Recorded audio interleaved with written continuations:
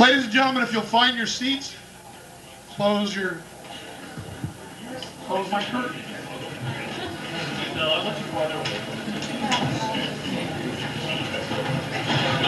What do I look like, a set decorator?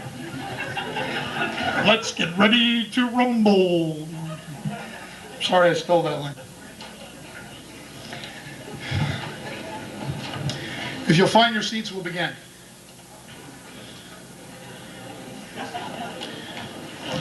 Ladies and gentlemen, welcome to the final round of the 1994 CEDA National Tournament being held at Middle Tennessee State University.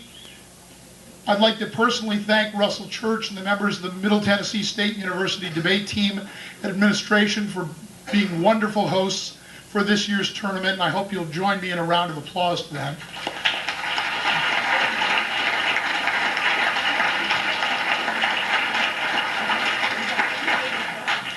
In this final round debate, representing the affirmative from the University of Missouri at Kansas City is David Genco and Brian Johnston. On the negative, representing Kansas State University and Michigan State University are David Devereux and Elizabeth Repko. We're ready to go.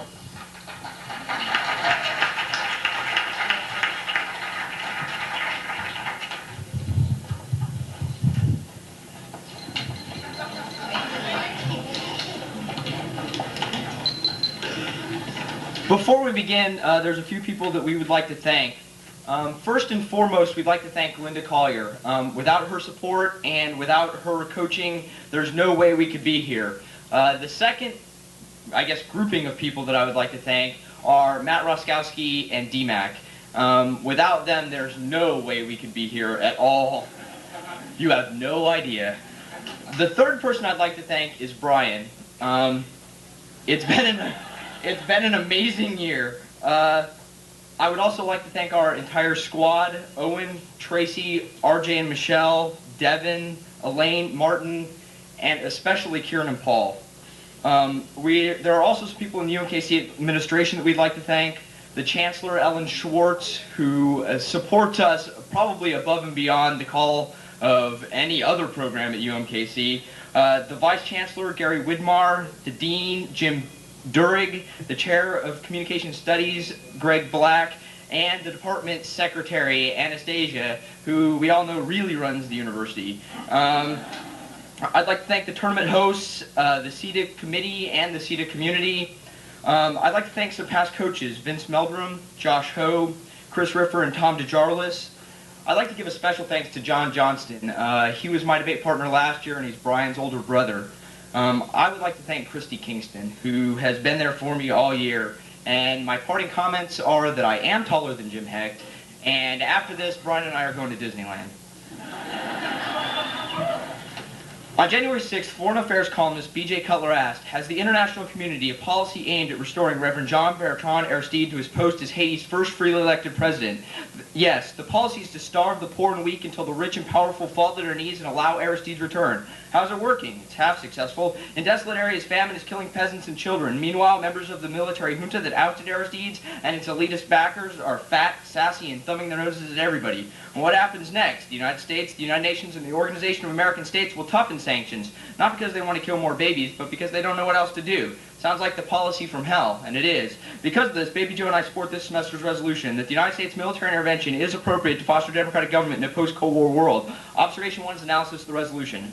Our approach to the topic is straightforward and down the middle. As such, key terms of the resolution are defined contextually. As initiators of advocacy, we reserve the right to define and will clarify upon request. Criteria will be determined through plan. If the benefits from our proposed policy outweigh the disadvantages, an affirmative ballot is warranted. And finally, a few notes on procedurals.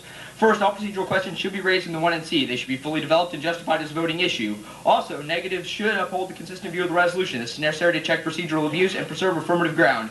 Finally, counterplans should be in the 1NC with a full written text to provide clarity. Observation 2, the story of Haiti. In September 1991, 70% of the Haitian people chose Jean-Bertrand Aristide to become the first democratically elected president of Haiti. Shortly after, members of the military launched a coup d'etat to forcibly remove Aristide from power and forced his exile. In the aftershocks of the coup, democracy in Haiti has been dethroned and replaced with a massive campaign of terror and violence. Owens explains 93. The situation in Haiti remains as grave as ever. Democracy has been dethroned in Haiti by abandoned military thugs in concert with aristocrat parasites and drug smugglers. People have been dying ever since the first day that President Jean-Bertrand Aristide was driven from his rightful place as the president elected by 70% of the voters. The atrocities committed in Haiti are as grave as the atrocities committed anywhere in the world. More than 3,000 people have died and are continuing to suffer death, torture, and imprisonment, even in the face of U.S. human rights observers. The international community reacted to the coup by placing 2 separate embargoes on Haiti. Unfortunately, these embargoes have proven ineffective. Mr. Cutler, as a foreign affairs columnist, explains on January 6, 1994. Diplomats in Washington and at the UN won't admit it, but their actions since September 1991 have been a perverse failure, hurting the people they have intended to help. The OAS imposed a trade embargo, but Europe supplied Cedrus's thuggish army with the fuel it needed to run its murder machine. About 4,000 Haitians died of malnutrition and disease, the OAS estimated, and it let the sanctions lapse. Next, the UN banned deliveries of gasoline and diesel fuel needed to sustain life and farming in rural regions. The army smuggled in what it needed from the neighboring Dominican Republic and profited from the selling of excess fuel on the black market. Fearing military action by the United States, which he should not have, Devereux signed an agreement in New York in July to resign, allow Aristide to resume power, and let international experts retrain his army and police goons into defenders of democracy. It was naive to believe that Devereux would keep his word or that his military could be retrained. He reneged, and back came the sanctions, crucifying more of the poor. Moreover, the effects of the continuing sanctions outweigh the gross human rights violations being committed by the coup. Mr. French explains in 1993. An oil embargo and other sanctions designed to help restore democracy in Haiti are killing as many as 1,000 children each month, according to a study to be released this week by the international public health experts at Harvard University. The study, entitled Sanctions in Haiti, Crisis and Humanitarian Action, reports that although international attention has focused largely on killings and political terrorism in Haiti since September 1991, the coup that disposed President Jean-Bertrand Aristide, the human toll from the silent tragedy of humanitarian neglect has been far greater than either the violence or the human rights abuses. In response to these failures, the United States has chosen to tighten the embargo on Haiti. The Xinhua news agency explains on January 18, 1994. The United States will move ahead on expanding the United Nations economic sanctions against Haiti. The State Department said here today. We have indicated that we will certainly now move ahead to tougher sanctions because of the basic conditions that we felt are necessary have not been met. The intent to move ahead on expanding UN sanctions along the lines that we've indicated publicly in the past. Tightening the sanctions will not facilitate a solution to the crisis in Haiti. The coup's success in stopping the USS Harlan County from unloading in October has convinced them they can outlast any United States commitment. Mr. Cutler continues. A key moment came in October. The USS Harlan County arrived off Port-au-Prince carrying a shipload of trainers. The junta staged a small riot at dockside, and President Clinton ordered the vessel to retreat. At this point, the military knew it had won. It had become openly contemptuous of all mediators. On December 22nd, military officials from the United States, Canada, France, and Venezuela flew in to urge Cedrus to live up to the July Accord. He let them cool their heels all day and then refused to see them. They left a note threatening to impose even harsher sanctions unless he shaped up, which must have amused Cedrus. The upper class to which he belongs cares more about household pets and farm animals than impoverished peasants. A tighter embargo won't affect anybody he knows. Finally, a policy that relies on a negotiated settlement will condemn Haiti to a quick and painful death. Ms. Crockett explains on January 27, 94. The Haitian army, headed by Lieutenant General Raoul Cedrus, is becoming more defiant despite 2 years of international embargoes. And when he failed to honor the United Nations Accord that would have returned Aristide to power last October, it's clear Cedrus is not going to cooperate with any negotiated settlement. President Clinton is correct when he says democratic reforms will require patience and vigilance, but any hope this Caribbean nation may have of survival, let alone a return to democracy, is being lost in the howls of rhetoric and the economic sanctions that have had mixed results at best. In the meantime, Haiti is dying a slow and painful death. Military strikes against residents, starvation, sickness, unemployment, no sign of political settlement have exhausted the most faithful Aristide followers. Soon there may not be much less to save. President Aristide has made his plea clear. He'd like to return to power on the 3rd anniversary of his inauguration. However, that prospect remains unlikely. To show the appropriateness of United States military intervention, we offer the following plan. Plank 1. The United States will initiate surgical military strikes against the coup in Haiti. Our clearly defined purpose is the removal of the coup and the restoration of democracy. Funding and enforcement through all normal means, we reserve the right to clarify intent. Observation 3. U.S. military intervention will foster democratic government in Haiti. Initially, we note U.S. military intervention is the only mechanism to foster democratic government in Haiti. Wazirkin explains October 19th, 93. What should be done about Haiti? Nobody seems to know, yet something has to be done if the Haitians are to be granted a chance for survival. Such is the state of the country that rebuilding it, especially its natural environment, is almost impossible. There can be no doubt that there are no structures within the Haitian society at the moment that would be capable of freeing the country from the grip of the divided army and the opposition, so there needs to be some sort of help from outside. The biggest mistake in the process of reestablishing democracy was to lift the economic embargo before the army and the secret police had relinquished power to the democratic government. Since then, they have been stockpiling supplies. Thus, it will again take an awful long time until the pressure shows results. Haiti can't wait that long anymore. There needs to be some kind of military intervention. The Haitian army would be defenseless against military intervention. Mr. Grant, a defense writer, explains on January 11th, 94. The army was asked to assess the possibility. Its conclusion, the ability of the Haitian government to resist a determined intervention force was effectively zero. For the 7,000-man Haitian army really isn't an army at all. Along with a greater number of death squad members, it's a tool of political and social control whose rule is based on simple terror. Spread out over the country in little groups, they have few heavy weapons, no training, and no public support. As an ex-Canadian Army officer says, their best hope of survival would be surrendering to the intervention force. The U.S. military intervention would receive full support from the Haitian people and could solve in hours, Mr. Marquis explains on January 5th of 94. In an interview with his Washington residence, Aristide contended that a U.S.-backed attack could decapitate Haiti's military regime within hours and would enjoy overwhelming support from the Haitian people. His comments came in response to reporters' questions. If they want, it could be done in a question of hours, Aristide said in his most outspoken support, yes, of U.S. or multinational military intervention to restore civilian democracy in Haiti. They could do it. It's just a small group of thugs. Removing the coup would foster a democratic government in Haiti. The Boston Globe reports on January 5th of 94.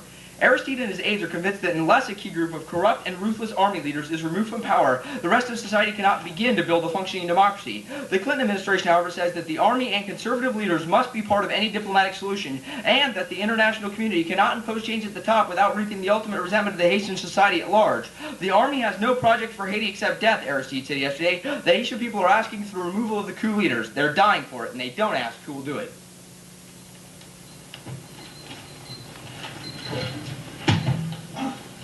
So the embargo is killing people. How many people? 1,000 children a month. 1,000 a month? Uh-huh. Where does the plan lift the embargo? The plan doesn't need to lift the embargo. The only reason why the embargo is in place is because of the coup. The embargo is imposed by the UN. The embargo is imposed on the coup by the UN. Where's the evidence that says following an intervention we would lift the embargo? That is the Xinhua news agency evidence that says that the reason why they are tightening the sanctions and the reason for the sanctions is the presence of the coup. Right, they're tightening the sanctions to stop the government who's in power or the coup. Right. But just because you intervene, your plan doesn't lift the embargo. How can you just assume that that happens? It would be stupid for them to keep the embargo, Dave. Sure, it makes no sense at all whatsoever. If the reason for the embargo is the coup... We've intervened before and still kept embargoes. No, we haven't intervened in Haiti before.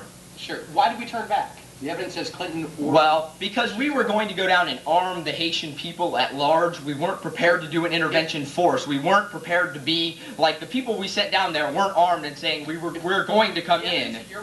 The evidence you read on solvency explains how they don't have weapons. They don't have any heavy weaponry. They would lay down. They would surrender. If that were true, why would we turn back intervention? If we knew we could make... Initially because Clinton wasn't prepared to go in. He wasn't prepared to go in and... prepared to go in? I don't know. I don't make Clinton's decisions. Well, don't you think you should explain why we didn't intervene before? I am explaining. We weren't prepared to go in. Why weren't we prepared? Because we were trying to because we were trying to arm the Haitians, not intervene in the country. They were armed. They were certainly going to intervene. No, you're mistaking. No, you're mistaking two people. The people that repelled the USS Harlan County was not the Haitian people at large. It was the supporters of the coup. Explain to me why Clinton pulled the boats back. Why? If they're so easy to defeat. Because they were not prepared to intervene. That was not the original mission. It wasn't the mission. So no. They weren't ready to. What were they going to just arm the Haitians and leave? That's right. They were going to train the police force and leave. Were they going to help them defeat the coup? No. They weren't. No. Okay. What's a surgical strike? It's a strike that uses troops and some air support in order to remove, in order for a specified power. Our solvency cards assume less than 10,000 troops. Not more than 10,000 troops would be required. And where do we take them from? Any one of the forts in the United States. That's up to the CENTCOM. That's not. I think some of our solvency evidence indicates that they would come from Guantanamo Bay. Guantanamo Bay. Are they ready? Are they prepared? How quickly could? Yes, they are. Yes, they're prepared, and they could be there as quick as we read solvency evidence. As soon as you read solvency answers for it. What about public support? We're reading cards in the 1AC that says we could do it in a couple of hours. I hear you. What about public support? By us or by the Haitian people? No, by our public support. What would our public think about it? One of the reasons why we didn't before is probably because we didn't have enough political capital. Whenever we intervened, that's untrue. There's no evidence to indicate that we didn't do it because of our public, and I think we'd support it. No reason not to.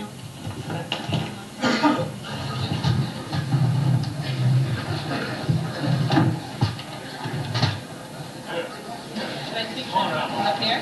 Yeah. All right. Yes, there.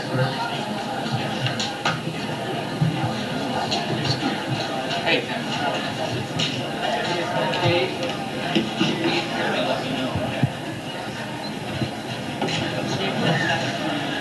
Is there just two?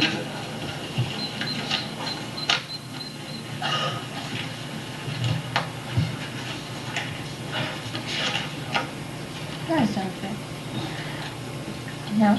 Okay, I have a couple people to thank too. The first person I want to thank is the tournament director, Russell Church, and also the president of CEDA, Nick Burnett. I also want to thank my coaches. I've had two, Professor Roper and David Zinn. And I also want to thank my de facto coaches, Josh Ho and Jim Hafley. I want to thank a couple people who've supported me in debating with Dave, Becky Upsada, Marla Paul, Susan Stansfield, and KJ Wall. A couple other people who helped me put a lot of cards on paper. Judd Minkfeld, who stayed up a million nights to put cards on paper for me and woke me up in the morning when I said that I only needed to sleep for 15 minutes. I also want to thank Dave Devereux. A lot of people get a chance to debate together for 4 years, and we haven't, but I feel like we've clicked pretty well in the amount of time that we've debated together. And the last person I'd like to thank is the person who deserves the credit for much of what I am as a person and all that I am as a debater, and that is my brother, Will Repko. Okay? There's two in case. I'll start on observation 1, go to the observation 2, go to the observation 3. Yep.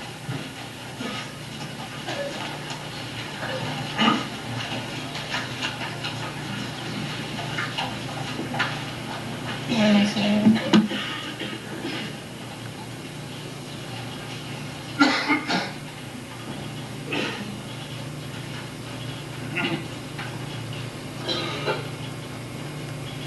Hey, Mr. Genco, I think the strange thing is that I'm taller than Jim Heck, too. The first observation is China. The eighth point is the brink. U.S. human rights pressure puts China U.S. relations on the brink. Non-interference is the only principle by which China will allow democratization. USA Today in 1994, Secretary of State Warren Christopher puts the U.S.-China relationship on the line this weekend when he visits Beijing to press human rights concern on the regime. Chinese Prime Minister Li Ping set the tone Thursday when he says he's willing to discuss human rights on the basis of equality, but Li said he will never allow anyone to interfere in the internal affairs of the China. The B point is China likes any action in Haiti. It is rejected as a violation of sovereignty. The Toronto Star explains in 1982. In fact, there was no consensus among Haitians for outside intervention, probably because Haiti is no more or less democratic than any other countries. It's just poorer and weaker, making it much easier to push around. Now Mulroney wants the United States to send out their gunboats, but his proposal is improbable as it is impractical, workable in practice. First, the United Nations Security Council is unlikely to approve such an action against a member state whose sins have more to do with thuggery than with genocide. China's ruthless leadership, which has much in common with Haiti's, would almost certainly veto any outside interference against a sovereign country. The C point is deterioration of U.S.-China relations risks 5 scenarios of nuclear conflict accountable in 1903. The lessons that regional stability requires workable U.S.-China relations. Competition between Beijing and Washington takes the form of exploiting indigenous regional conflicts, which expand both countries to a self-defeating vortex. The most serious threat to American security include armed conflict with nuclear potential between the two Koreas, between India and Pakistan, deterioration of relations between Beijing and Taipei, a reignition of the Cambodian conflict, and a bot transition to Beijing sovereignty in Hong Kong in 1997. None of these problems can be handled effectively without substantial Sino-American cooperation. The next observation is Russia.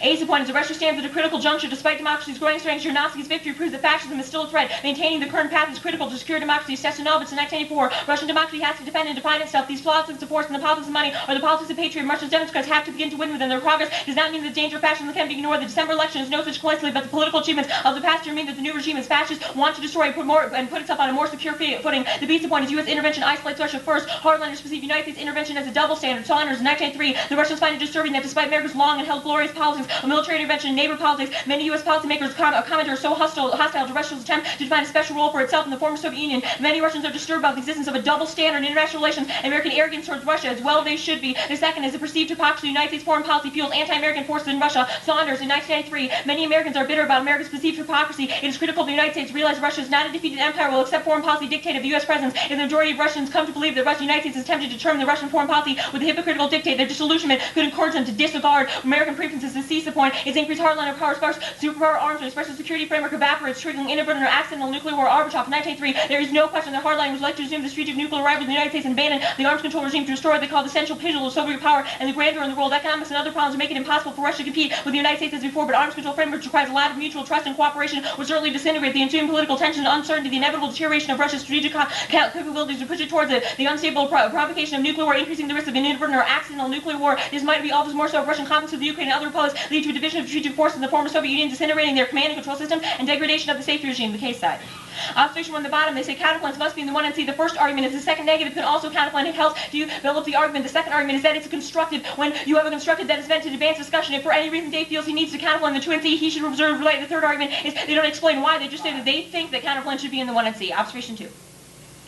The first argument is there's alternate causality to death of the children, i.e. the economic situation and the infrastructure. These are things that they can never be able to overcome in the solvency. The second argument is negative will promote the adoption of the following dispositional counterplan. The negative will promote democracy in Haiti through the use of the National Endowment for Democracy instead of troop intervention. National Endowment democracy will here to be referred to as NED. The first observation is non-topicality. The counterplan violates the phrase U.S. military intervention in the resolution. The second argument is counterplans do not have to be non-topical. Competition and merely would be enough to subsume. The next observation 2 is competition first is mutually exclusive. The affirmative proposed troop use while the negative would stop their use in Haiti. The second argument is net benefits 2 ways. First is we avoid the disadvantages based on their intervention. Second is NED would solve better for democracy than troops. The congressional records plays 93. The recent events in Haiti have created a great deal of concern. I'm consistently asked why the United States is sending American troops into areas of the world where there's no vital national security interest states. We should not send our troops under these conditions. We should bring our troops home. This is a difficult issue, but there are certain basic lessons that appear self-evident, all pointing in the direction of using other avenues for the promotion of democracy abroad. More specifically, we must support the efforts such as the National Endowment for Democracy. It is far more cost-effective and humanitarian to our own citizens to serve our troops for national security purposes and look to the National Endowment for Democracy to support democracy. The next argument is the NGO community in Haiti is solving humanitarian problems. Rogers, Regional Manager of CARE, 1994.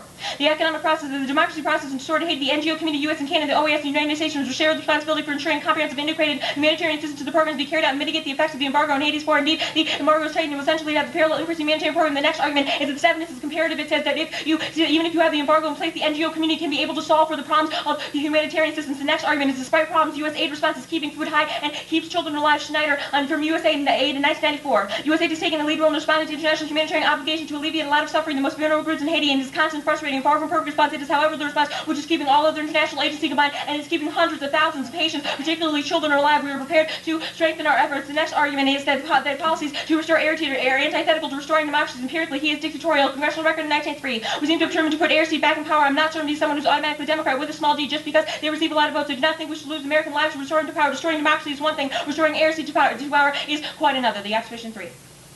The first argument is the solve in 2 hours part is poor for 2 reasons. The first argument is this from Airseed. He certainly has a partisan need to be able to support the intervention. He used to chronicle further explains 1994. A side note to this whole affair is that Airseed has been too clever in the half-used way to try to induce military intervention by this country. He's plainly called for military strike and/or invasion when he's pretending not to. Airseed is Haiti's first democratically elected president, but he has a long history of being erratic. His disingenuous attempt to draw the United States into military action does not help his cause. The beast disappointing. It's rhetorical. There's no explanation why. It just says that we could solve in 2 hours, but they don't explain how we would be able to reverse the causality. The second argument is they cannot solve the embargo harms that they claim for 3 reasons. The first reason is it comes from the United Nations. U.S. action cannot eradicate the UN law or the resolution. The second argument is they don't fiat it. They just say in cross-examination that it would make some sense, but it's not the way it works in the debate round. You should have to read some evidence. The third argument is they don't read any evidence anyway, and that this would be empirically disproven. Remember, in the Gulf War, we went into military intervention, but we never lifted our embargo that we had against Iraq. We still kept the embargo in place. The third argument is the Canadian peacekeeper evidence is flawed for 2 reasons. The first argument, it assumes the use of Canadian forces would be the way that you would stop the crisis. They don't do that in the plan. The second argument is it's not historical relations to the U.S. It's not historical comparison of U.S.-Haiti relations. Remember, the United States occupied Haiti since in 1910. That would mean that we have different relations to them than Canada does. The next argument is that the intervention in Haiti fails. Historical actions proved Houston Chronicle, March 13, 1994. Canada ignores the difficult history of a lengthy U.S. occupation in Haiti early in the century. Presidents that did little to resolve the discord, but they have and have not. There's no reason to expect a similar occupation. The virtual result of military intervention would be any different. There is no lack of heartfelt sympathy for the death and suffering in Haiti, but Haiti has proven especially a hard case for the Clinton administration. The mere threat of military action will not help. The next argument is under 4 criteria. The intervention in Haiti is not justified. Time in 1993. The United States cannot fight totalitarianism all over the map. Of course it cannot, but there are certain situations in which the United States must act. Here are some. 1, if it faces a nuclear threat. 2, if a vital allies attack. 3, if it's a crucial area. And 4, if we're confronted with major terrorist offended by these criteria. The idea of bringing democracy in Haiti with a few lightly armed troops or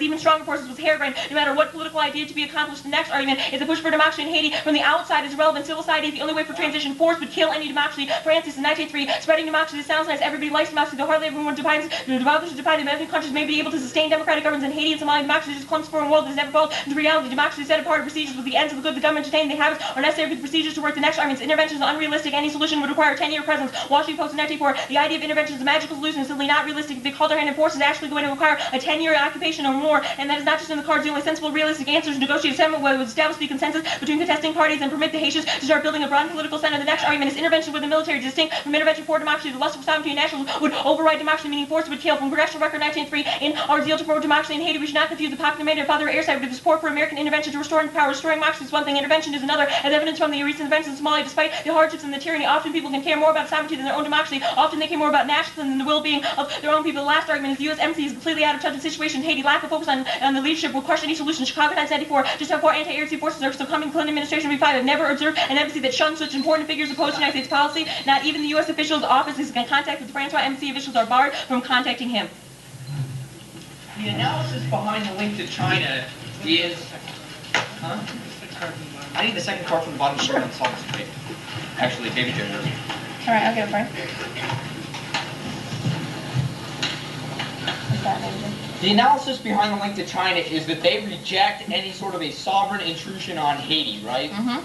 Why doesn't the National Endowment for Democracy do exactly the same thing? Because it would be interfering in the internal affairs of Haiti. No, because it builds from a bottom up. That's what the solvency evidence says. It indicates that when you have, with the National Endowment for Democracy, its purpose is to build a civil society, which means you start at the bottom and you build Can up. I see the China link card? Yeah.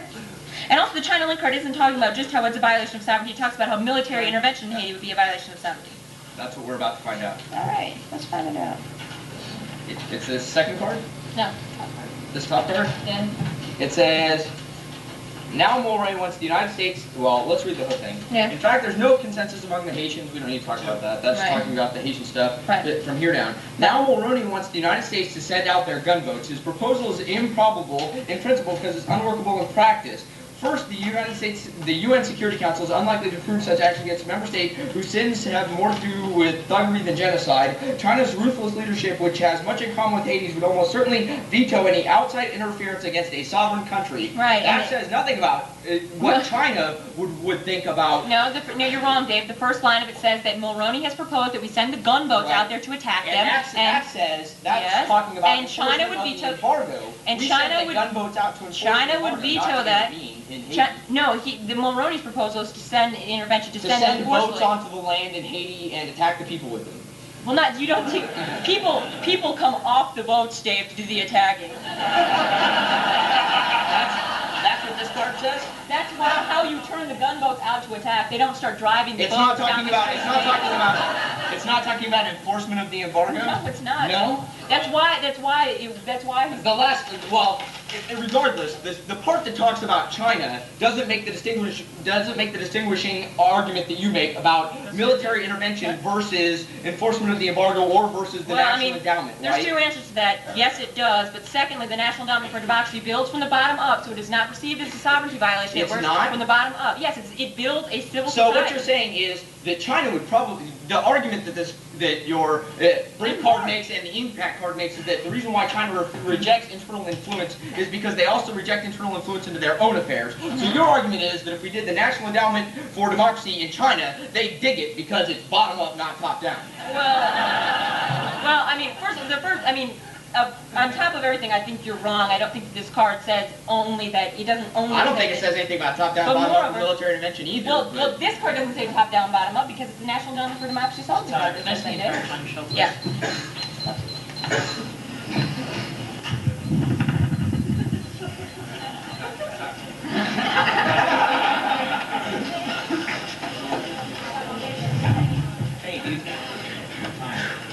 Thanks. Need that page? No. Okay. Before I start, there are a lot of people I'd like to thank. I'd like to first thank my mother. I know it sounds cheesy, but if it wasn't for her, my ties, my pants would never match, and I wouldn't have any food to eat. I'd also like to thank my brother. He first got me involved in debate. If I would have been sure I could bully him into doing my homework, I never would have taken the class. But now I'm glad I have, because there are a lot of people I've met and competed against. I'm glad I've had that opportunity. I would like to thank a few people who have made it possible to get here. The first, of course, are Paul and Kieran, who had to sit down to SSMs. Also, I've done a lot of hard work, as have the rest of our squad, Tracy and Owen, the rest of them, Devin, and RJ and Michelle, special friends of mine. I would also like to thank Elaine, because she's my girlfriend and I'm scared of her.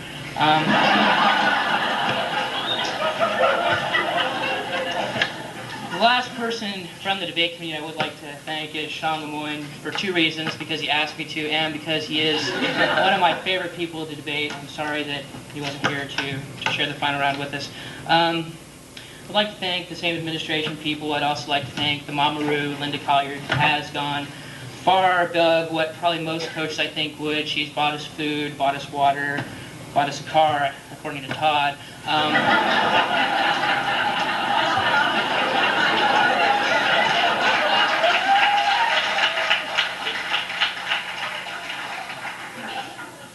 Probably a lot of other people I'd like to thank, but I can't remember them right now, so without any further ado. Same order.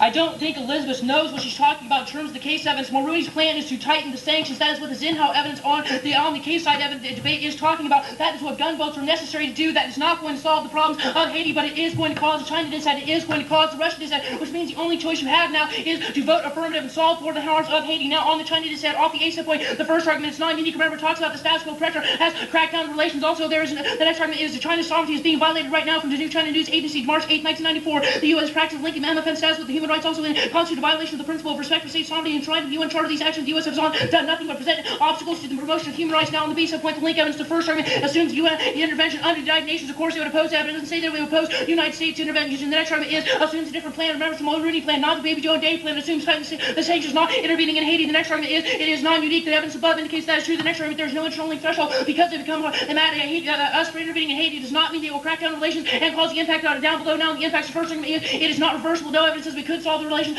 Could solve the harms with the relations that we have in the status quo. The next argument is there is no developed scenario. They mention a lot of countries, but what are the impacts? What are the thresholds? There's no break evidence or time for evidence that they develop this to and see. Then Genco gets new interest in the 1AR. The next argument is good China-U.S. relations are going to cause a new world order to happen from Jasper in 1993. However, China lobbies have for a reason for the U.S. to kowtow to Beijing globally. An increasing role will be played by multinational organizations with the United Nations most prominent among them. Given China's veto powers to permanent member of the Security Council, Beijing must be part of the consensus for the United Nations to be selected. What better reason to sever our involvement with both the UN and the PRC? The next argument is attempted the new world order will cause nuclear war from Mr. Benoit in 1980. They keep putting about nuclear weapons, though they make this possible for a small group aiming at the world domination, daring to accept the necessary risk, which have always been high. The start of process of threat or direct menace or disruption with the misfires could bring about the sudden death of at least a large part of humanity and perhaps lingering death of the rest. The next time is case outweighs, 1,000 children die a month. That is absolute. This dissent is probabilistic at best. Russia, the first argument, there is no link evidence that says that they care about Haiti. Remember, it's not within their sphere of influence. It is the United States sphere of influence. The next argument is Russia has too many internal problems. We can make them mad and they would not do anything. Jurgen and Gustafsson, professor of international relations in 1993. Ultimately, of course, Russia will make its own history. The triple shock wave that hit Russia, the collapse of the Soviet Union political system, the collapse of its economy, the implosion of its empire is so powerful that internal forces will dominate the evolution of Russian politics. Will be a Russian game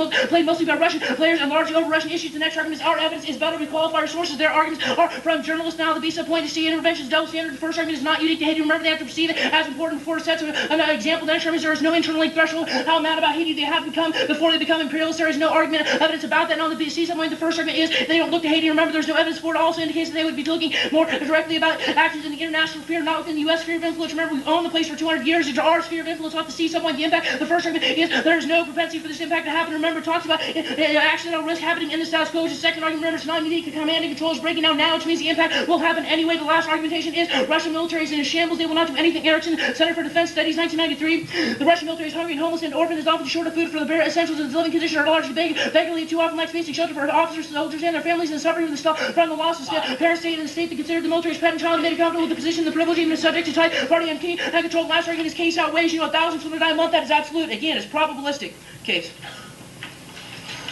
Extending the Cutler 94 evidence, the intro evidence indicates that children are dying of famine. That is the effect of the sanction. It is conceded now in the plan debate. She says, the counter plan we want to see. She says, Dave can do whatever we want. The first argument, it is abusive. They're only doing to overload Genco in the 1AR. The next argument is to radically change our interest that this has, which is the reason why you do not allow counter plans in the 2NC. That is argumentation in the 1AC. That answer showed no reason argumentation. Observation 2.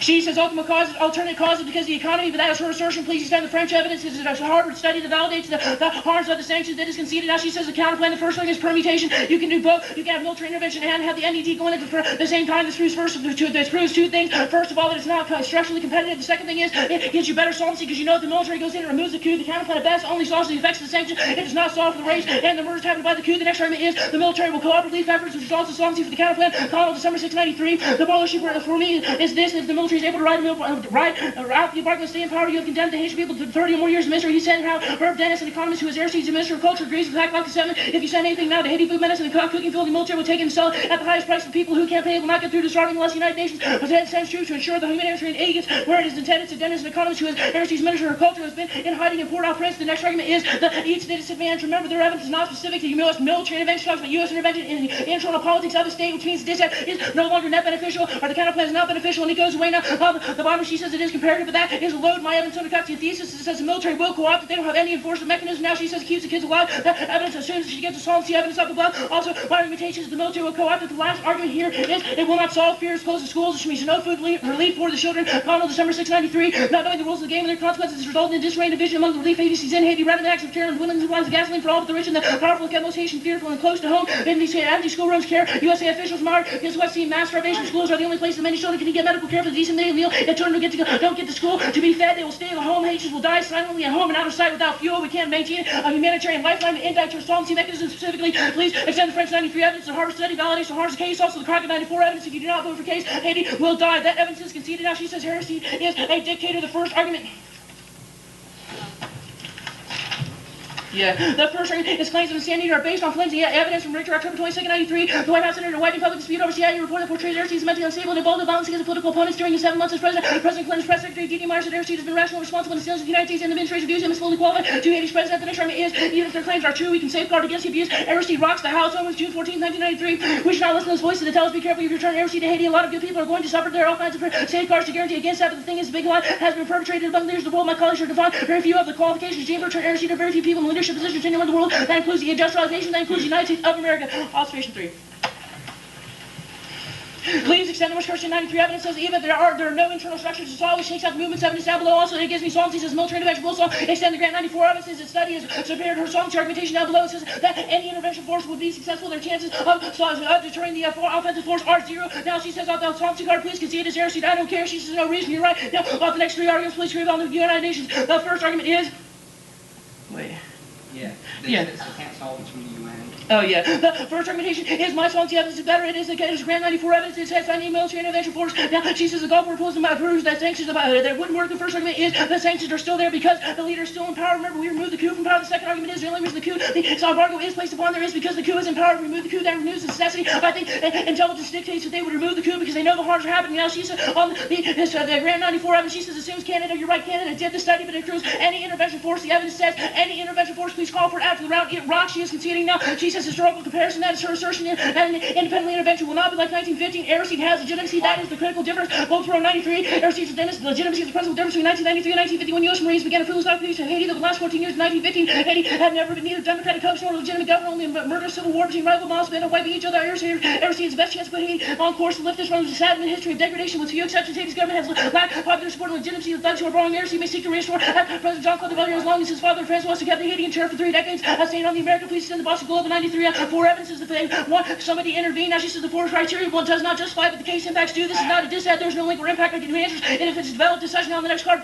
please scream. The first argument is coercion turns this as military intervention is the only way to solve. There is no mechanism. Now she says intervention causes 10 years. However, it will be quick and easy. I have a study. She has the assertion of a journalist. I'm superior. Now she says military intervention is not democracy, but it means nothing. It's not a dissent. I can do answers if it becomes one. The last argument, the first argument, doesn't say anything, and she is conceding the solvency evidence at the bottom. I don't need to read a lot of random solvency evidence from journals. I have a study that says intervention force has a 0, it will solve because the Haitians have a 0% chance of solving. They do not have the weapons. They are not trained. They do not have support. The study was done by the Canadians, right? You're correct. And they decided that you could use their forces to go in, and it takes 7,000 of them, and you could solve Haiti, right? No, there are 7,500 members in the Haitian army. They do not have heavy weaponry. They are not trained. They do not have support. Their conclusion is any intervention force will be effective. They have no way of standing up against it. The evidence is not specific to Canada. It says any intervention force. All right, now isn't there a different historical relationship between the United States and Haiti as there is between Canada and Haiti, right? You're right, Like but the the United study States- does not answer the nationalism debate, but my evidence right down below does. All right, all right. It says the critical difference is we went back in before we tried to force the government on them. Now we are giving them back the government they chose. That's the critical difference. We're not forcing anything upon them. We're giving them what the people want. Okay, now when we go in and we intervene, it's obvious we get rid of the embargo. How come we didn't get rid of the embargo when we intervened in the first place? Because we did not remove Saddam Hussein from power. He's still in power. That's why the embargo is still in his country. Okay, so the only way that you could get rid of the embargo and solve all the harms that you have in case is if you assure you get rid of Aristide. Yes. If it takes you a while to get rid of Aristide. No, if you remove the coup from power, it's regardless of whether Aristide comes back or not. If we remove the coup, those are the people committing human rights abuses. Those are the people murdering people. If they're out of power, there's no need for the United Nations to have an embargo on Haiti. Now, so if Haiti was unstable, if it had no government, we wouldn't need to embargo them. We would need to try to give them some form of stability. Or The current embargo is not mandated upon the stability of the government. It's mandated upon the removal of the coup from power. Those are the guidelines established by the United Nations. Okay. And when the United Nations guidelines have been met, the embargo is removed.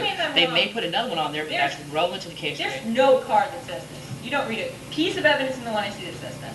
The sanctions evidence, the second card in observation 1 is quite good. It takes Genco a long time to read. Not because he's slow, but because it's long. And it tells you why the embargo has been placed upon there. Right. Subjective. I mean, Because of the human rights violations, you read because a the coup is in harm power. card, which proves harm. Yes, You don't Deborah, read or a Elizabeth, solvency and if you would card. listen to what the card says, it says that the reason the embargoes have been placed on Right. there is because the coup took power, correct? Hence, And, it's a harm card. You don't read a solvency and the card internal that link says that you're it's asking me for. But you don't read a solvency card that says you remove that, you get rid of it, right? Why would it be under our jurisdiction to get That rid of it? is It's under the equivalent- UN. Well, it's under the UN jurisdiction, right? It's not under our jurisdiction. If we you would went like to in there- collapse to that, feel free to, but I doubt that you will win the round on that Well, I'm argument. not going to try to win the round on it, Baby Joe, but that's the only way that you can get your scenario, right? You have to get rid of the embargo, and as long as it takes you to get rid of the embargo, as long as it takes you to depose these people from power. Our plan removes the coup from power. That solves the harms of the people. Nobody's being raped in Haiti anymore. Nobody's being killed because they're walking the street past dark anymore. And if you'd like to debate out the fact of whether or not the UN removes the sanctions or not, I will say I give my word for it. I beg you to read a card. This is when the sanctions guidelines have not been met, that the United Nations would do it. They know what's happening. Why would they? It's not intuitive. I need the link over to China. The page info.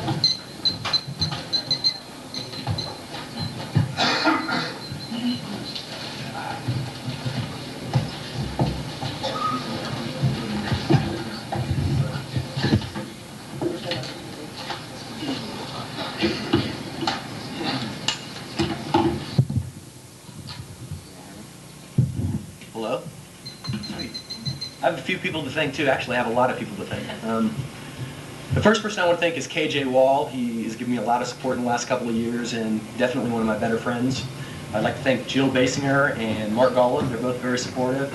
Some friends back home, Lyle Tuck and Martin Horn. I don't know if you know any of them, but they used to be around. My best friend, Jared Holland. I'd like to thank Marla Paul, Mike Corsock, my former coach, Ken Bain, a few former partners of mine, my former partner, Joe Sullivan, my former partner, Becky Galentine, my former partner, Jay Klein, my former coach, Mark West, my current coaches, KJ Wall, Becky Absada, Sue Stanfield, my quasi-coach, Rich McCollum, another support mechanism, Josh Ho, and Jim Hafley. I'd like to thank Ted Proseis and Tyrone Jacobson, who used to debate for the University of Oregon. I'd like to thank my mom and my dad, and Linda and Pat, who've been here all weekend. I'd like to thank Jim Roper. I'd like to thank Will Repko. I'd especially like to thank Bizza. It's been excellent debating with her. I think she's rad. I'd also like to thank Marla again, because she's extra special. And I'd like to thank anybody else I forgot. I'm going to do China and Russia.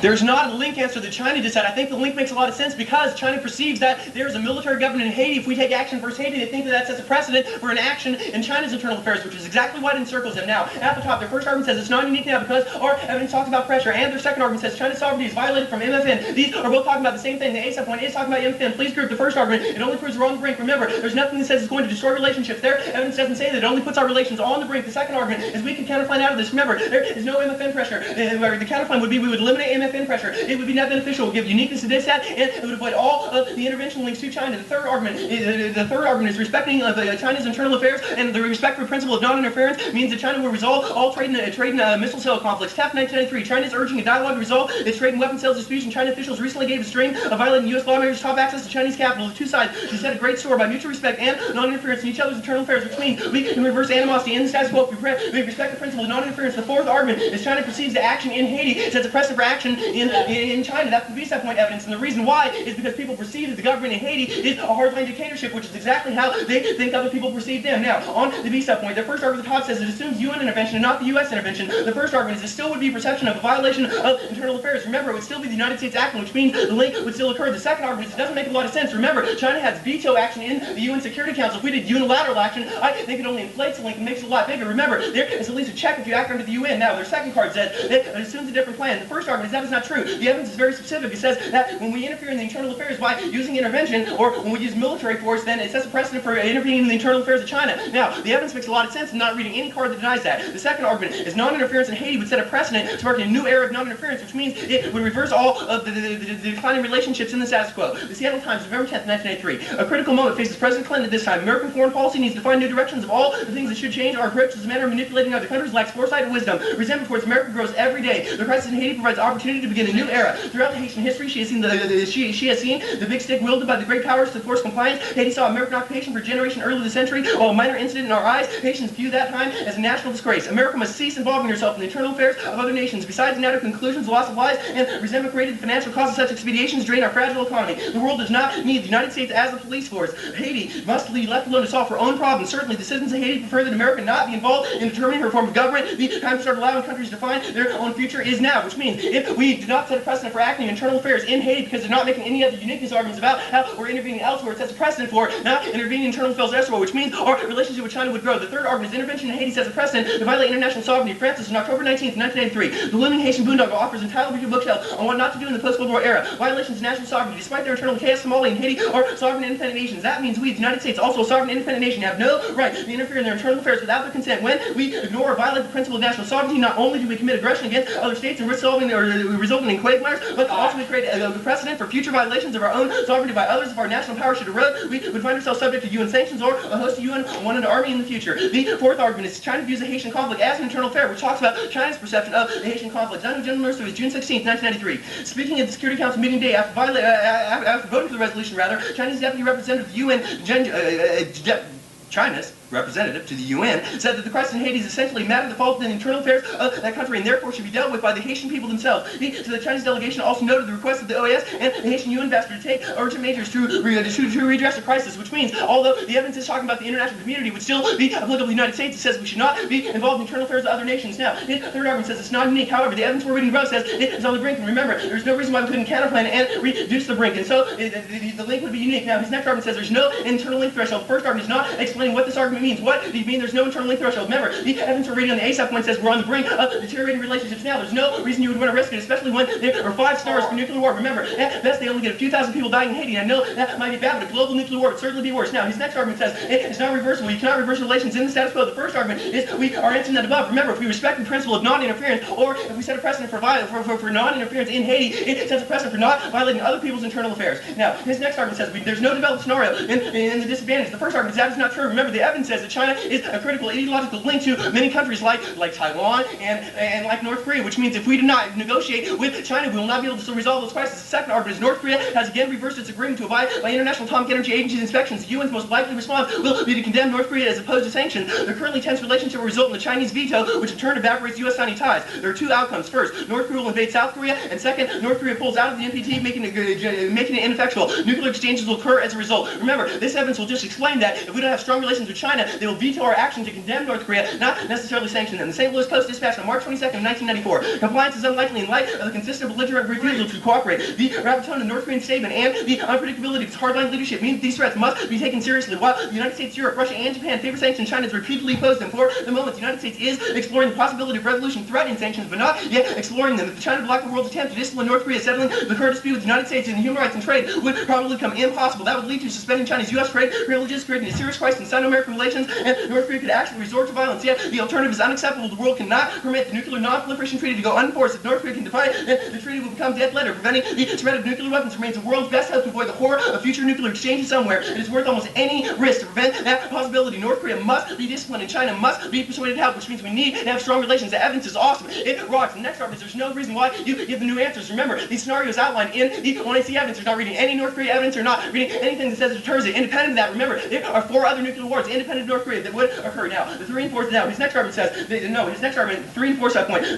they argue the China U.S. relations equal New World Order, and attempt New World Order equals nuclear war. Remember, this is talking about the CFR conspiracy. The first argument at the top is academics prove there's no solid empirical proof for CFR conspiracy. The LA Times on September 27, 1993, the John Birch Society holds the global communism bid to enslave America is being carried out by organizations such as the Council on Foreign Relations. Academics dismiss the John Birch Society as a small but vocal pack of right-wing conspiracy zealots who refuse to accept reality. There, in a dreamland, Scott Professor Sheldon, vice chairman of the USC Political Science Department, even China is going to private economy. More and more countries are getting rid of communism. Eastern Europe, the Soviet Union, the empirical evidence is just not there. If they're really thinking socialism is a major danger, they're missing a lot. They're worrying about a danger that seems to be declining. The next argument is that the John Birch Society is an insecure, outdated organization that created a false enemy. The Business Journal, Milwaukee, November 4th, of 1991, the local literary center of the John Birch Society doesn't exactly percolate with debate and discussion anymore. On recent Thursday afternoon, the store at 6714 West Fairview Avenue, Milwaukee, was empty with the exception of the keeper and a collection of anti-communist propaganda. It seemed more like an archive than a clearinghouse for contemporary viewpoints. The John Birch Society's proclivity for finding substantive influences in the rise and fall for almost any modern society movement is rooted in insecurity. I think the people who form these societies have need for an enemy unless we have a grand conspiracy to look to create one someone else, and fail to recognize when one does show up. The next argument, remember, there is no reason why there's no reason why this does not come true. He's not explaining how it occurs or why the nuclear war occurs. Remember, the evidence that we're reading, it at least describes the specific scenarios and the specific countries involved. Now, his last argument says case outweighs. The first argument is the evidence we're reading from North Korea explains how it's worth almost any risk to avoid it. The second argument is we must reject any policy or plan of action with the risk of nuclear war. Fox 87, the degree of risk we're willing to take should be inversely proportional to the magnitude of the disaster result of the act being evaluated. Since the consequence of all that nuclear exchange could very possibly be the most extreme, we should tolerate no such risk and likewise no policy or plan of action that creates such a risk, which means we would have to lay out way from the risk. Now, on the rest of the debate. Please extend the first argument. There's no link, which means there's absolutely no link. Please extend the second argument that says internal problems mean they would never overcome. They don't pay attention to us. Please extend the third argument that says their evidence is better. Remember, there's no turn at the bottom. There's no reason why there would be a link. Now, on the case side.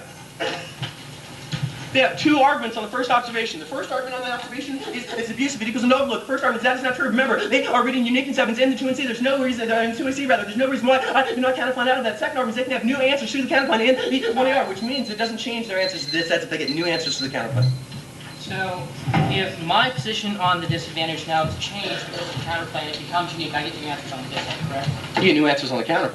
On the counterplan. Why just the counterplan? It radically changes On the uniqueness. of the disadvantage. No, I it can't happens collapse to to the uniqueness answer anymore. That could have been my only hope was the uniqueness answer. Why don't I get a new answer to the impact? You get a new answer to the counterplan. You confirm the Why? counterplan. This ad's unique now. That was my big answer. Right, because I counterplan it. Because I'm an advocate and What I is the have net the right to benefit to the counterplan. counterplan? What do you mean, what's the net benefit to the counterplan? What is the net benefit The net to the benefit to the counterplan is we would get the uniqueness to the disad. I understand how it benefits The net you, but I mean the is net it benefit doesn't to risk the ground. intervention. It doesn't risk intervention. Right. It doesn't ban intervention. You ban Right. the MFN.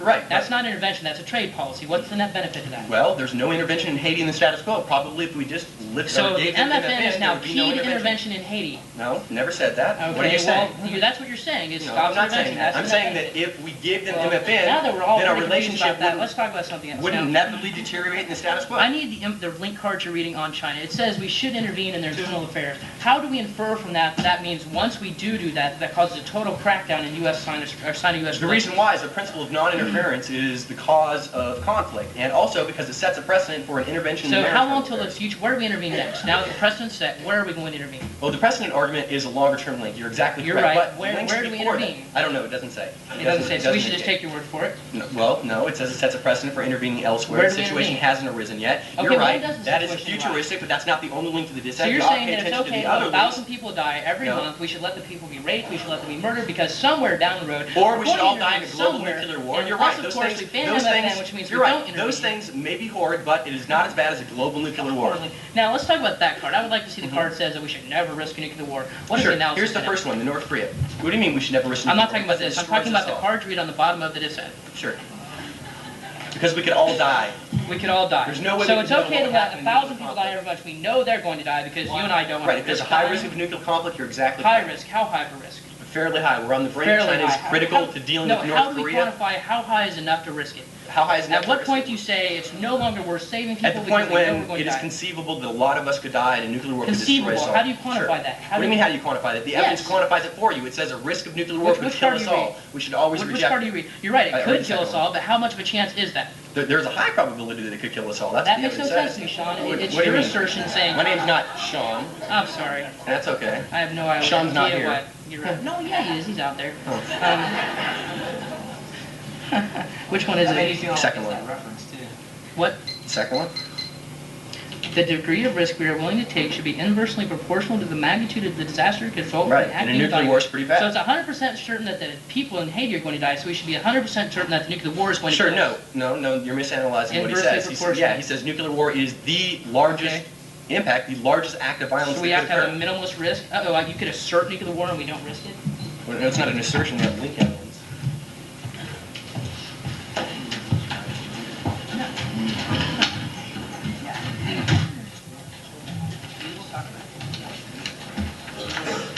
Observation 2, observation 3. Observation 2 and then 3.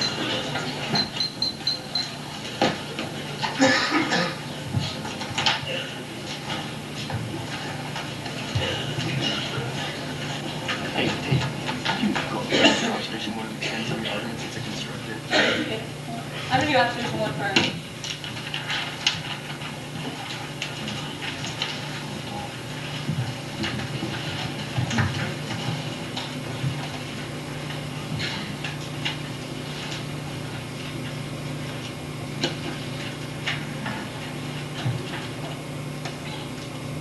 I'm glad they read a study on solvency, but that doesn't get them out of every single solvency answer. He is specifically dropping a couple cards to make the counterplan net beneficial that say that you can never restore democracy when you use troops. That means that the only way you can restore democracy is through civil society. That is why you vote for the NED. Please start in observation 1 group his first 2 answers together, which says that you do not allow him to overload Genco. The first argument is that it is only to advance the arguments that what is the block is. The reason why you run a counterplan is to advance the argumentation to make it get better. They can have new answers to counterplan. Second argument is he doesn't answer the second answer that I'm making the 1 and 2, which says it's only constructive. And constructive is merely to advance discussion. There's no answer to that. The third argument is, I'm sorry, it overloads Genco, but I think he can probably handle it. He has handled the harder one I argued before. Please go on the top of the observation.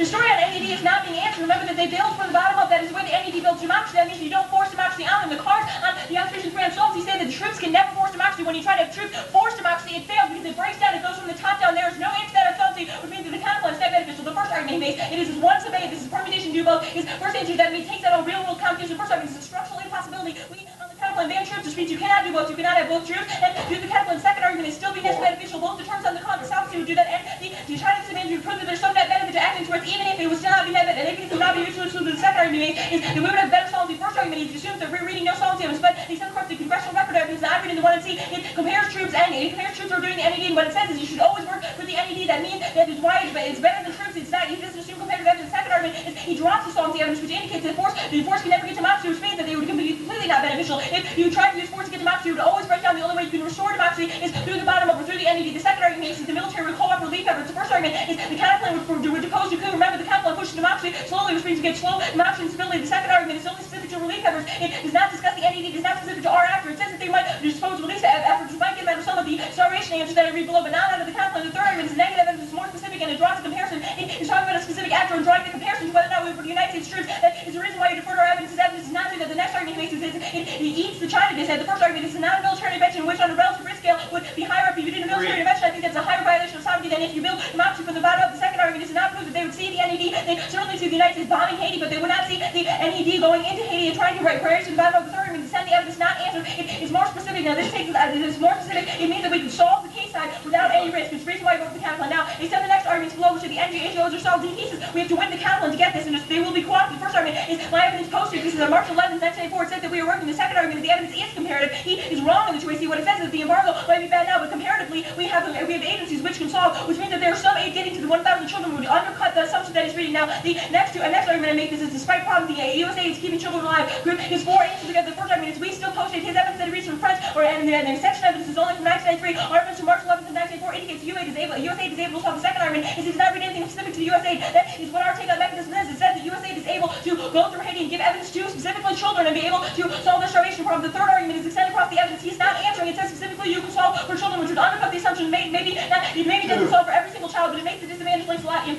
higher. The observation 3. He concedes the first argument. Not a good idea. The first argument is not a good move for two reasons. The first argument is the Houston Final Board, I read in 1994, says it is partisan to any type of intervention. There's a reason why he rejected. Second argument is means they cannot solve quickly. There's no way that you would assume that they could solve the kids before they could be able to solve the impacts of the disadvantage. The second argument, Bruce's three answers to give the first argument is he says, the first argument is what solves the evidence. He doesn't read any solves the evidence, which would be better. He says that he's reading one, but they don't. They just assert the solves the evidence. The second argument is that I think the empirical evidence, the empirical answer that I make is better. The two subsequent, which is that empirically we've still had change, no whether we still had our embargoes post whether or not we've had the leadership in there. That answers all the claims of his argumentation. Now I want to go into the third argument and answer his second answer, which is historically it is wrong. The first argument is the evidence doesn't say this. All of this is historically it's not the same as when we interviewed before. It does not say they would be able to get airspeed out of power. The second argument is remember the above answer that I'm reading says that all intervention moves are partisan. There's no reason why they would be able to restore airspeed back to power. It's just his own claim. Now, of course, the fourth argument is that historically the action will fail. He says there's no link or impact. The first argument is the impact is that you don't solve. Historically, the action doesn't fail to solve. You take out it's not a disadvantage. The second argument is it explains very well in the evidence. It says the only way we could be able to solve is if we virtually occupy the country, but that occupation never works. There is no way we could restore this country. They'd be able to fight against us now. It says, of course, the sixth argument, which isn't answered by the two ACs, is a push for democracy by troops would kill any democracy. It becomes a net benefit to the capital, and there's no way you get democracy if you use troops. You can't. It's a practical impossibility. Now, the seventh argument, which is the intervention happens for 10 years. He says, I read a study. The first argument is this evidence is from a senior U.S. military official. It is not just an assertion from the Washington Post or something. The second argument is what is so good about this study. He never explains it. He just says the word study. There is nothing that would indicate that my evidence is from a military leader, which is that it would take 10 years. Third argument, it doesn't undercut the assumption. Remember, the assumption of the evidence is the way that you get democracy is to build it. The way that you get democracy is you have to depose the coup, which would take a while to fight them down. And since the ninth argument, which says the U.S. embassy is, the eighth argument, which says force overrides democracy. He said this doesn't mean anything, but yes, it does. It becomes a net benefit to the counterclaim because if you use force, there's no way you get democracy, and that would become a net. The reason why you would want to build democracy from the bottom up.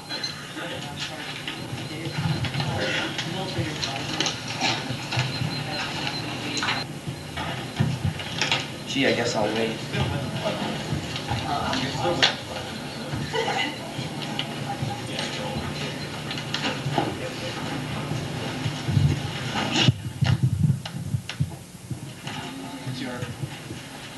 China case.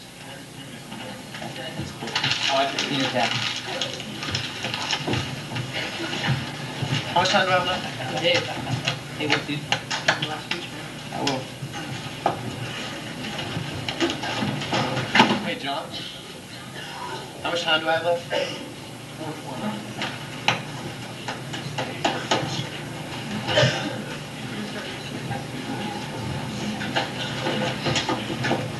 The order is China and then case in order.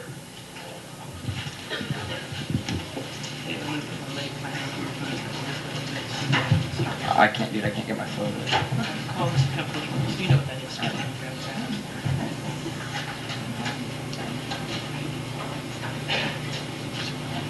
Clear.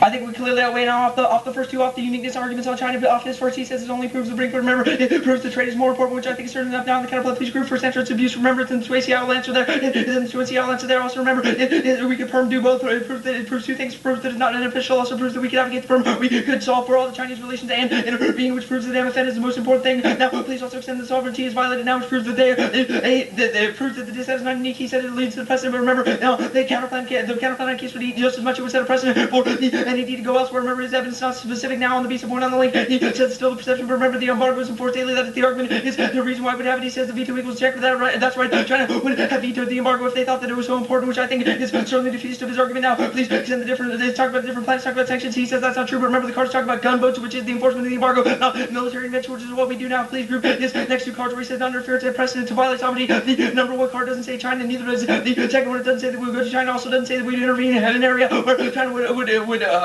be upset about. Also, they assume occupation, which our evidence makes the comparison between the two. It says that it's not like the occupation. Now he says China sees it as an internal affair, but remember the NED we get is also he's not a comparative card that says because it's bottom up it wouldn't eat this out as well, which I think is really enough. Please extend the last argument off this. It says there's no internal link threshold to the crackdown. The argument that we are making is that you have to get a total collapse of Sino-U.S. relations. They don't get a total collapse. They just get a little madness, which is necessary for them to kick in the impact, which he has not an answer to. Now, please extend the link that the impact is not reversible. irreversible. He assumes that's a link. That is not our argument. Our argument is that good Sino-U.S. relations don't necessarily solve all the problems, bad ones only ensure the conflict. That's what his card says, which I think is certainly enough. Now, on the North Korea cards, please group first answer is, it only says the U.S. must take action. That's in the part that he doesn't highlight. Also, Haiti, solemnity is necessary to stop North Korea from the LA Times December 1st, 93. Given respect on the other issues, the decisions go forward to appear the spontaneous and unformed with little thought given to the action, or the action one place can take the policy, affect the policy another. When, for example, a handful of thugs on the docks border are able to prevent the shipload of armed U.S. soldiers from the long city in Haiti, does not go unnoticed of Pyongyang. When North Korea decides about defying or cooperating with international nuclear inspections, goes on being influenced on how they access to resolve. Now, please drop down to the very last card where he says that you would reject nukes. The first answer that doesn't say that, which only says that you vote on certainty, which means you vote on case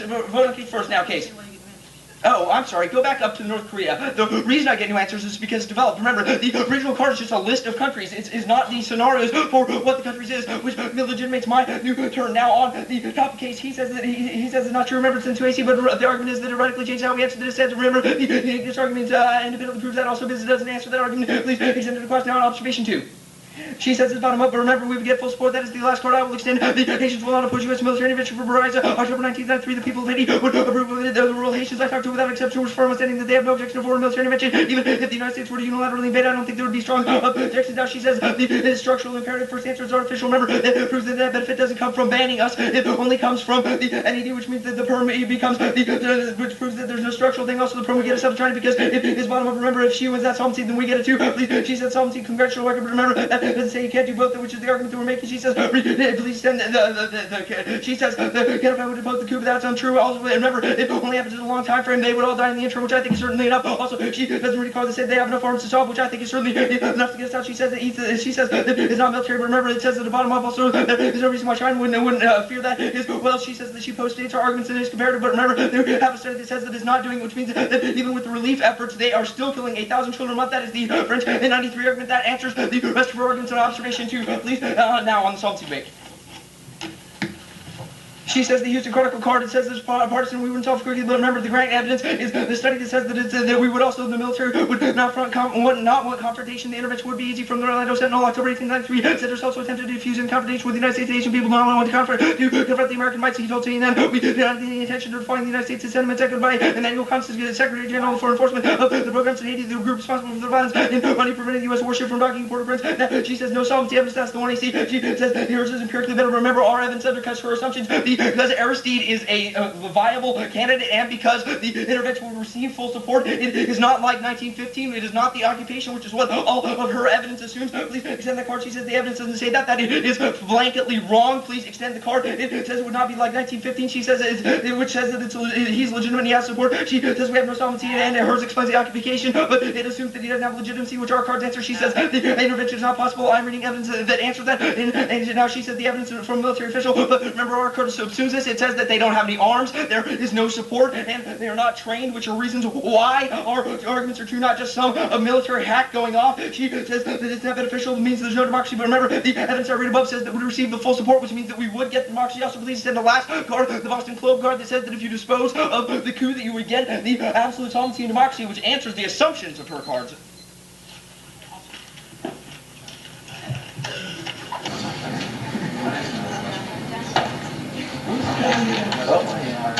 Zip.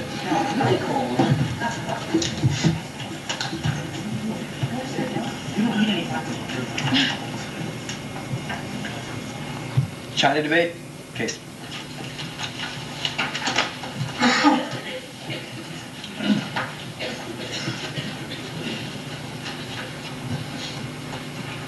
They have still never answered the argument that China perceives that action in Haitian internal affairs as a precedent for action in their own affairs. Remember, the reason why is because there's a military junta in Haiti, and that's exactly how China's saying thinks that everybody else in the world perceives them. Now, in the public debate, they say it only proves trade makes an onion. First argument, that only proves that we're on the brink. Remember, the evidence says it's destroying relations now. That's the first argument. The truancy, they're not answering now on the counterpoint. He says it's abusive person, and will be on case. Remember, he is not answering the argument that there is no reason why he couldn't cover. Remember, he had no trouble making coverage, and also he got answers his counterpoint, which proves that it is not abusive. Now, his next argument was a permutation. The first argument was a permutation is not beneficial. Remember, it's still risk intervention, which says precedent for action in China's internal affairs, which means they're still linked. The second argument is, remember, you do not advocate permanency. He says he advocated permutation, but there's no reason why you advocate permutation. It's only a test of competition. Remember, the reason why is because if you advocate your permutation, you advocate a non-topical policy option. Now his next argument says there was a targeted violation. Now first argument is we could reverse. That's the third argument. The remember, there's no reason why if we don't respect the principle of non-interference, we do not reverse. Remember that becomes important when we read the links down below that says if we do not act in Haiti says a precedent for non-interference globally, which means we would absolutely be able to negotiate with China. Remember, it reverses all the relationship independent of the counterplan. I'm still getting a link because the evidence I'm reading below now with the fourth argument there and not answering. Remember, our argument is China proceeds that it sets a precedent for action. Haiti says a precedent for action in China. Remember, they're not answering that. He's never answered that link argument. His next argument says the counterplan needs to the counterplan needs as well. First argument that is not true. Remember, the argument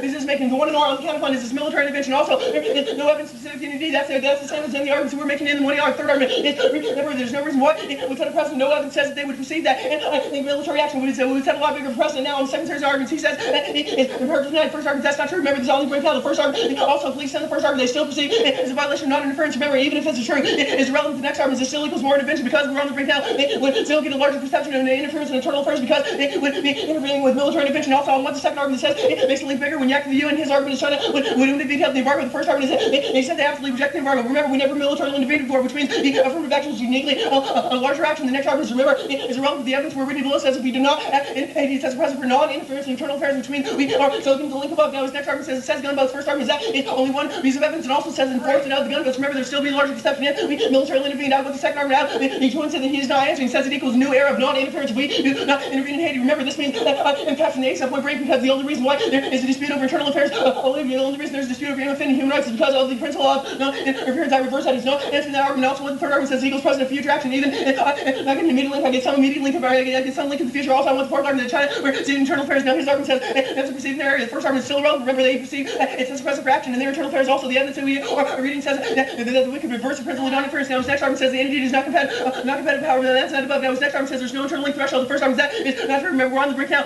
Our argument is still not beneficial. You consider present for non-interference internal affairs, which means there's no risk of China in the future. If his and unique arguments are right, it only makes my dissent even bigger because we could reverse that perception. His next argument says there's no impact. It's not reversible. The first argument is that an argument. Remember, we're on the breakdown. And our evidence says that we would be able to negotiate if China and the United States had a strong relationship because they're an ideological tie, which means we could certainly solve it. Also, remember, even if this is true, they still get past the time frame to nuclear war, which would certainly outweigh case. Now, his next argument says the U.S. must take action. The Haiti, his first argument says the evidence says the U.S. must take action. The first argument is that the evidence, the North Korea evidence we are reading explains that we are currently going to threaten them through the UN. It doesn't mean we're going to bargain, but we're going to threaten them. And the evidence says if the U.S. and China don't have strong relations, if we do not have strong relations, then we will never be able to negotiate about it. And the North Korean crisis will explode, which means that we would break the NPT links in the evidence. It says it guarantees nuclear war. Now, his next argument says Haitian action is North Korea. The first argument is new evidence. Remember, he's not answering the 2C. The argument that making the last one in the 2C says there's no new arguments because North Korea is developed. The second argument, remember, as soon as they get solvency, they're conceding solvency evidence on the bottom case. He drops the argument that says force can never get democracy, which means there would be no reason why they would perceive it as strong. The third argument is there's no reason to risk it. Why would you risk it if you could solve it with the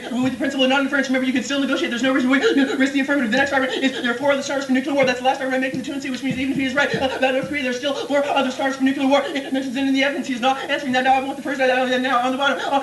He says he gets new arguments. It's not developed. The first argument is it's developed. Remember, the reason why is because the ideological ties also is not answering the evidence anyway. There are 4 other stars for nuclear war. Now at the bottom, he says it doesn't wait for certain first arguments. The evidence doesn't say it's certain. Remember, the evidence says any probability, any addition, any risk. The market laid in 7, Fox 87, not know the probability on inside the most severe nuclear scenario. There's no available data to assess the event without precedent. With respect to nuclear arms side, every good risk greater than 0 is great and morally unacceptable. Although the risk of extinction may be fractional, the stake is humanly speaking infinite. Fraction of infinity is still infinite, which means if I get an infinitely nuclear war, you vote for me. That's the evidence says, and it's consistent with the scenario. Also, I want the first argument I'm making the 2 and see that even if I'm not reading Fox evidence, North Korea evidence says it's worth almost any risk. Now, the observation one.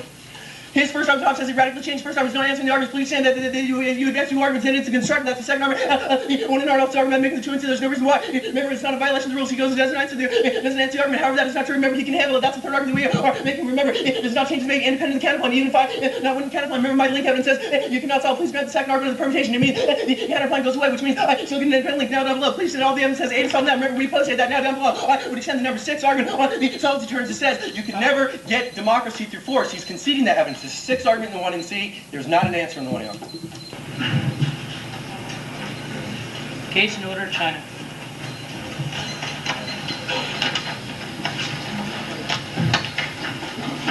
There will be an overview on top. You might want to float or have some room to write some things down.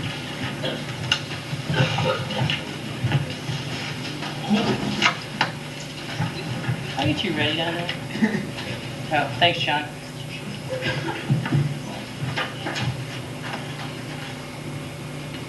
If, after the 2AR, you are at all confused about your decision in this round, I'm going to call for two pieces of evidence. The first, the French 93 evidence, is the third card on observation 2. The second card I want you to call for is Grant 94 evidence, is the second card on observation 3. The two cards say that, first of all, the Harvard study validates that 1,000 children are dying every month because of the embargo. That evidence is all but conceded. The second, the Grant 94 evidence says that any outside intervening force could go in and their chances of defending against it are absolutely zero. The evidence is awesome and it is conceded. Now, you know at the end of this round you are going to be asked to condemn 1,000 children a day or a month to death because of a risk of a nuclear war. I don't care what Fox says. I don't care what the other evidence Dave reads in the 2NR. It does not give you a reason why. I do not think you can morally justify condemning those people to death when you know that it is absolutely risk-free to solve for and a chance of risking a non-unique disad that we are impact turning now on the case debate. Off the observation 1, he says that Dave doesn't have trouble covering, and that means that he gets to do the counterplan the first turn, and he send the argumentation out the 1ER that it hoses or answers to the disad. I think this uniquely proves it. Remember, the counterplan out of uniquenesses, which is one of the major arguments we were going for on the counterplan, which means the counterplan goes away. At that point, the disad is non-unique, and it goes away. You vote for case. Observation 2.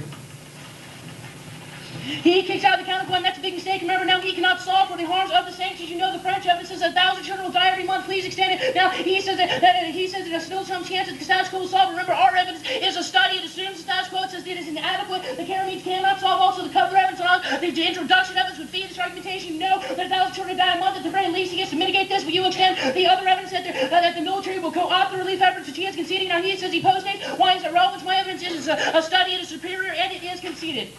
Observation 3. Poor time allocation to get you and extends one card off the bottom. Call for it after the round. It is horrid. It does not say the word Haiti. It does not say that they cannot remove the coup. Remember, Davis is extending the Boston Globe in 94 evidence says if you remove the coup, that fosters democracy, which gives a missing internal link evidence argument that his evidence is not assumed. Please send the Grant evidence. It is a study. It is all but conceded. It says they have zero chance of defending against it, which means I now get to remove the coup and that fosters democracy. That is connection to my evidence makes. Now, he can extend his argumentation. Remember, it has no internal link. Now, also, my evidence is a study, which means that it is superior to China.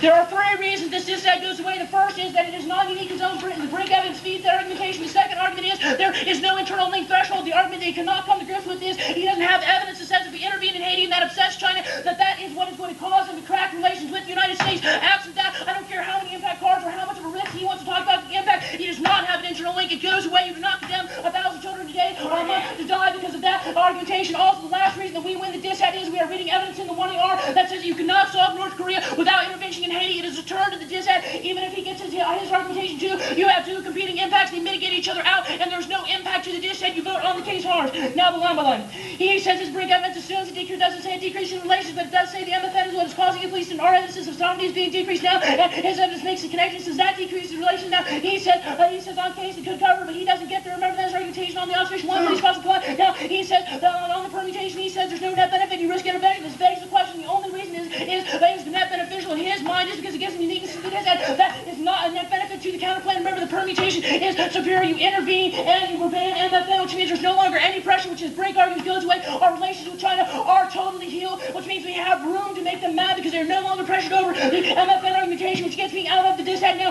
The present argumentation, he says they could reverse, but that is not what the status quo will do. He's conceding the evidence on case. That's what they will tighten the sanctions. Also, that assumes he gets counterplan, which he does not. Now, he again says it sets a precedent. Remember, his own evidence talks about the UN sanctions. That is a moral evidence says that we should send the gun motion to tighten the sanctions. Defeats his internal link. Now, on the precedent argumentation down below, he says it gets his military intervention. That is his assertion. It says a Moroni plan, which is tighten sanctions. Also says non-interference, which means even at the root level, they may not like non-interference. They may veto a UN action to do that. That does not say that when we do the United States unilateral military intervention, that cracks relations. That's the internal link argument. Please extend it. His only argument is it says MFN because he has no argumentation to this independently. The answer is not there. He doesn't have a card that says if we intervene and Haiti or China gets mad because of it, it cracks U.S. relations, which means his impact, he can extend them forever. He does have an internal link. It's relevant. You vote to save the children. Now, go down below, please extend that. He's on there.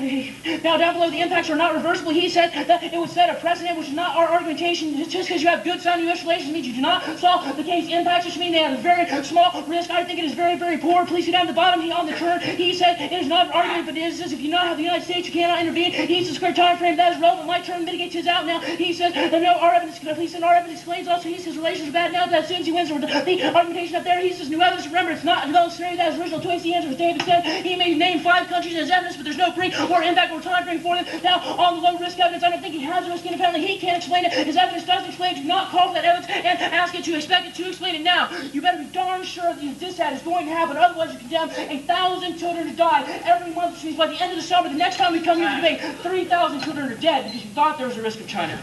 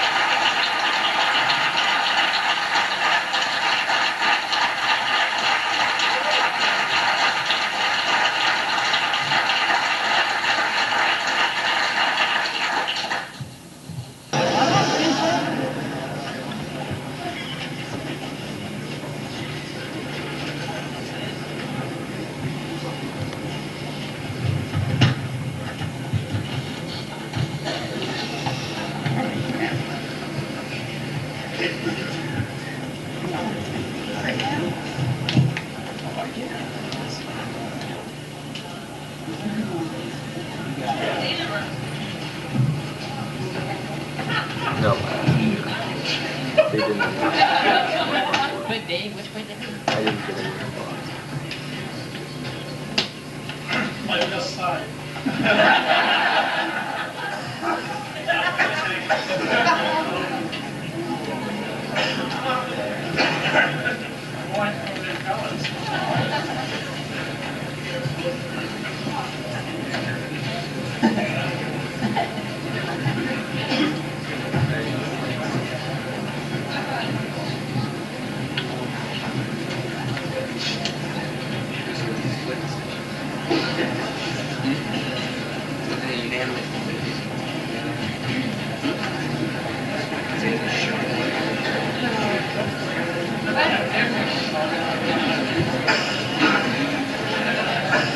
Be gestures.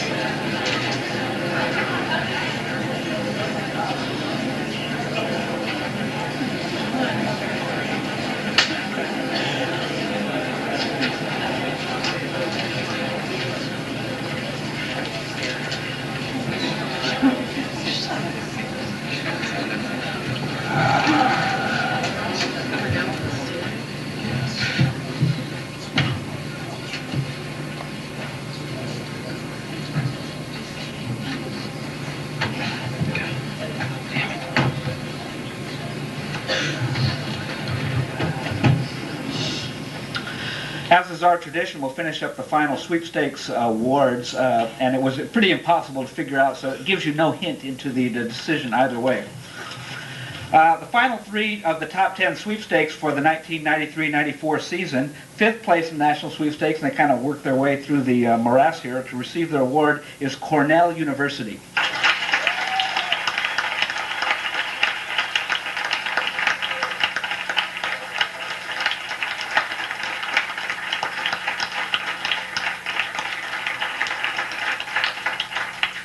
Fourth place in the 1993-94 National CEDA Sweepstakes is the University of Missouri at Kansas City.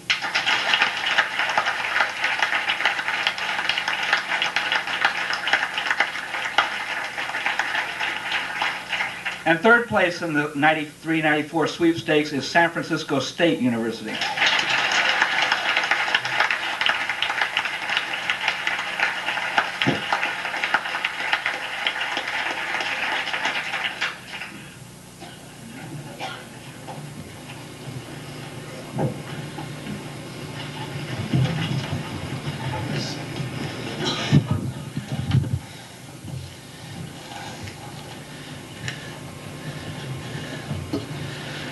I'll read each ballot in turn.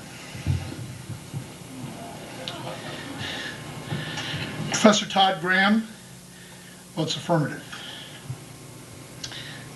Professor Eric Krug, negative. Jamie Dumas, affirmative.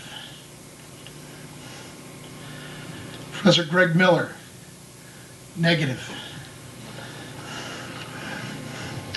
Professor Suzanne Larson, affirmative. Professor Kerry Crenshaw, negative. Professor Doug Fraley, affirmative. Professor Stephen Stolp, negative.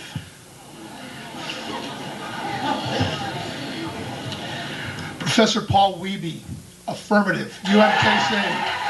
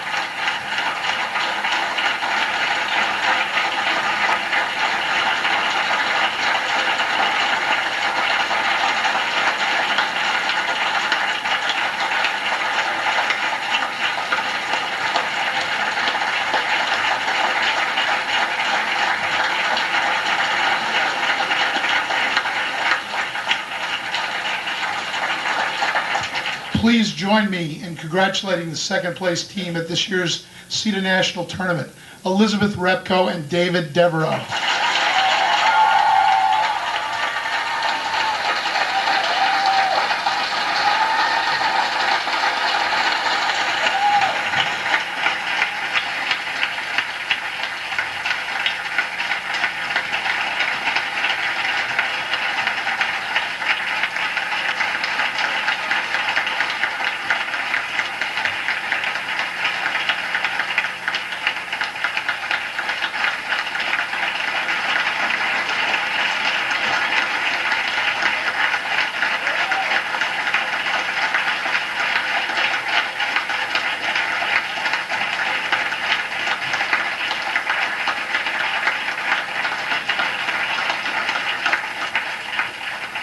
And first place at CEDA Nationals, Brian Johnston and David Genco, University of Missouri at Kansas City.